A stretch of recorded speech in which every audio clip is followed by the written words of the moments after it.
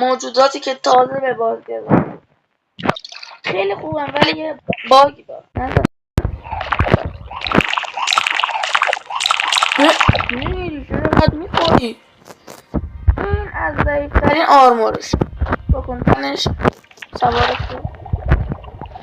سرعتش بالاست، دستش هم داره، ولی یه مشکلی یه باگی بود. آرمور سنگین‌تر و قوی‌ترش که سنگین‌ترین و قوی‌ترینشه آرمور نظرایتی، سرعتش هم مثل بقیه آرمورهایی هست که برتنشون میکنیم و سنگینی اصلا روش تأثیری نداره. باغ و موجنگ گذاشته دیگه، ما چیکار میکنیم؟